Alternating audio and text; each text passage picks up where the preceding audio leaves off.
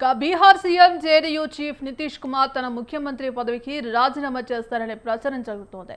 నితీష్ రాజ్యసభకు వెళ్తారని, ఆయన కొడుకు నిశాంత్ కుమార్ బీహార్ డిప్యూటీ సీఎం అవుతారని ఆ రాష్ట్రంలో జోరుగా చర్చ నడుస్తోంది.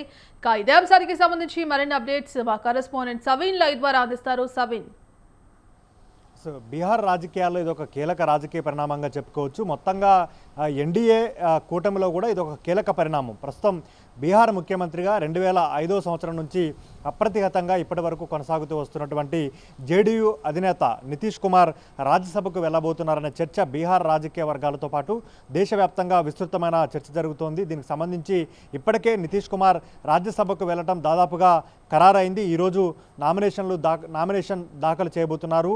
రేపు జేడీయూ శాసనసభాపక్ష సమావేశం పాట్నాలో జరగబోతోంది. నితీష్ కుమార్ రాజ్యసభకు వెళ్లాల్సినటువంటి కారణాలు, ముఖ్యమంత్రి పదవికి ఎందుకు రాజీనామా చేయాల్సి వస్తుంది అనే దానిపై జేడీయూ ఎమ్మెల్యేలతో పాటు జేడీయూ ముఖ్య నేతలకు నితీష్ కుమార్ వివరించబోతున్నట్లుగా తెలుస్తోంది. ప్రధానంగా 2000 సంవత్సరంలో తొలుత 7 రోజుల పాటు బీహార్కు ముఖ్యమంత్రిగా పనిచేశారు. ఆ తర్వాత కేంద్ర క్యాబినెట్లోనూ మంత్రిగా పనిచేశారు. ఇక 2005 నుంచి వరుసగా ఇప్పటి వరకు పలు కూటములు మారుస్తూ ఒకసారి ఎన్డీఏ కూటమి, మరోసారి ఇండియా కూటమిలోకి వెళ్ళినప్పటికీ బీహార్ ముఖ్యమంత్రిగా నితీష్ కుమార్ ఉండగలిగారు. దాదాపు 20 ఏళ్లకు పైగా నితీష్ కుమార్ బీహార్ ముఖ్యమంత్రిగా పనిచేస్తూ వస్తున్నారు. అయితే తాజాగా తన కుమారుడు నిశాంత్ కుమార్ను రాజకీయాల్లోకి తీసుకురావాలని నితీష్ కుమార్ భావించారు.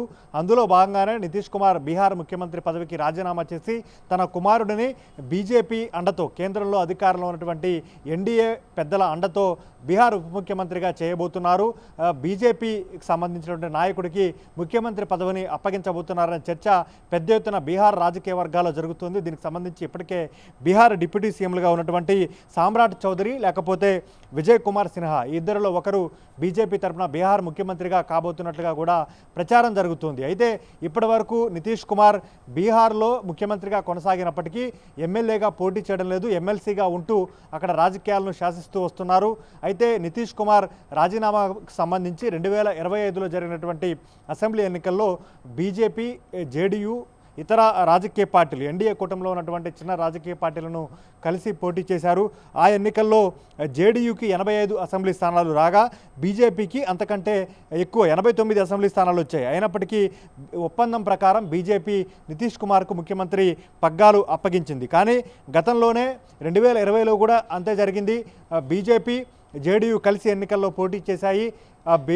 జేడీయూ కంటే బీజేపీకి ఎక్కువ అసెంబ్లీ స్థానాలు వచ్చాయి. అప్పుడు బీహార్లో బీజేపీ ముఖ్యమంత్రి అవుతారని ప్రచారం జరిగింది. కానీ అంతకుముందు జరిగినటువంటి ఒప్పందం ప్రకారం బీజేపీ నితీష్ కుమార్కే ముఖ్యమంత్రి పగ్గాలు అప్పగించిన పరిస్థితి కనపడింది. ఆ తర్వాత మరోసారి ఎన్డీఏ కూటమిని వీడి నితీష్ కుమార్ ఇండియా కూటమిలోకి వెళ్ళి తిరిగి మళ్ళా 2024 లోక్సభ ఎన్నికల కంటే ముందు ఎన్డీఏ కూటమిలోకి వచ్చారు. ఈ నేపథ్యంలోనే ఇప్పుడు తాజాగా నితీష్ కుమార్ రాజ్యసభకు నామినేషన్ దాఖలు చేసి కేంద్ర మంత్రివర్గంలో మోడీ క్యాబినెట్లో చేరబోతున్నారు.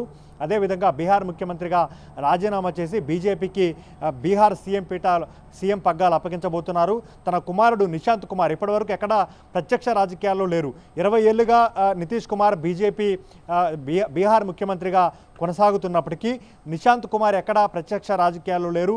జేడీయూలో ఎట్లాంటి పదవులు పొందలేదు. తన తండ్రి తరపున, అంటే తన తండ్రి ప్రాతినిధ్యం వహిస్తున్నటువంటి జేడీయూ తరపున జేడీయూ అభ్యర్థులకు ఎక్కడా ఆయన ప్రచారం చేయలేదు. కానీ ఇప్పుడు ఒక్కసారిగా నిశాంత్ కుమార్ రాజకీయాల్లోకి తీసుకురాబోతున్నారు. 2 రోజుల క్రితమే నిశాంత్ కుమార్ రాజకీయాల్లోకి రాబోతున్నట్లుగా బీహార్ రాజకీయ వర్గాల్లో ప్రధానంగా చర్చ జరిగింది. ఇందులో భాగంగానే నితీష్ కుమార్ ముఖ్యమంత్రి పదవికి రాజీనామా చేసి రాజ్యసభకు వెళ్ళబోతున్నట్లుగా తెలుస్తోంది. ఒకవేళ ఇదే కనుక జరిగితే నితీష్ కుమార్ ఈ రోజుతో రాజ్యసభ ఎన్నికల నామినేషన్లకు చివరి తేదీగా ఉంది. ఈ రోజుతో నితీష్ కుమార్ రాజ్యసభకు నామినేషన్ దాఖలు చేస్తే కనుక ఆటోమేటిక్గా బీహార్ ముఖ్యమంత్రి పదవికి రాజీనామా చేయాల్సి ఉంటుంది. అప్పుడు బీజేపీ తరపున బీజేపీ వ్యక్తి ముఖ్యమంత్రి అవుతారు. తన కుమారుడు నిశాంత్ కుమార్ ఉప ముఖ్యమంత్రి కాబోతున్నారు. ఇక జేడీయూ నేత రాజీవ్ రంజన్ కూడా దీనిపై స్పందించారు. బీహార్ ముఖ్యమంత్రిగా నితీష్ కుమార్ కొనసాగాలి, నిశాంత్ కుమార్ను రాజ్యసభకు పంపాలంటూ కూడా ఆయన ఎక్స్లో పోస్ట్ చేశారు. మరోవైపు బీహార్లో జేడీయూ నాయకులు, కార్యకర్తలు కూడా నితీష్ కుమార్ తీసుకున్న నిర్ణయం ఎన్డీఏ తీసుకున్న నిర్ణయంపై ఆందోళన వ్యక్తం చేస్తున్న పరిస్థితి కనబడుతోంది. 20 ఏళ్లుగా బీహార్ను పరిపాలిస్తున్నటువంటి నితీష్ కుమార్ నాయకత్వంలో బీహార్ అభివృద్ధి చెందింది. ప్రస్తుతం హోలీ పండుగ జరుపుకుంటున్న సమయంలో, ముఖ్యంగా ఉత్తర భారతదేశంలో హోలీ పండుగను ఎక్కువగా జరుపుకుంటారు కాబట్టి హోలీ పండుగ సమయంలో హోలీ సంబరాలు జరుపుకోకుండా తమ నాయకుడు తీసుకున్న నిర్ణయం పట్ల జేడీయూ నేతలు, కార్యకర్తలు ఆవేదన వ్యక్తం చేస్తున్న పరిస్థితి, ఆందోళన వ్యక్తం చేస్తున్న పరిస్థితి కొనసాగుతోంది. ముఖ్యంగా నితీష్ కుమార్ బీహార్ ముఖ్యమంత్రిగా ఉండాలి, నిశాంత్ కుమార్ను రాజ్యసభకు పంపాలంటూ కూడా డిమాండ్ చేస్తున్న పరిస్థితి మనకు కనపడుతుంది. కానీ ఎప్పటి నుంచో బీహార్ ముఖ్యమంత్రి పదవి నుంచి నితీష్ కుమార్ను తప్పించి కేంద్ర రాజకీయాల్లోకి నితీష్ కుమార్ను తీసుకొస్తారు. కేంద్ర మంత్రి పదవి ఇచ్చి మోడీ క్యాబినెట్లోకి తీసుకుంటారు.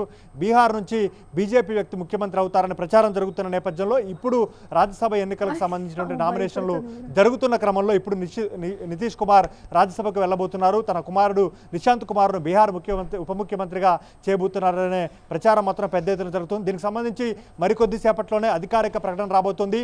ఒకవేళ నితీష్ కుమార్ ఈరోజు నామినేషన్ దాఖలు చేస్తే ముఖ్యమంత్రి పదవికి రాజీనామా చేయడం ఖాయంగా చెప్పుకోవచ్చు. మరోవైపు రేపు బీహార్లో జేడీయూ శాసనసభ పక్ష సమావేశం జరగబోతుంది కాబట్టి ఇందుకు సంబంధించినటువంటి రాజకీయ పరిణామాలపై నితీష్ కుమార్ రేపు జేడీయూ నేతలకు వివరించబోతున్నారు.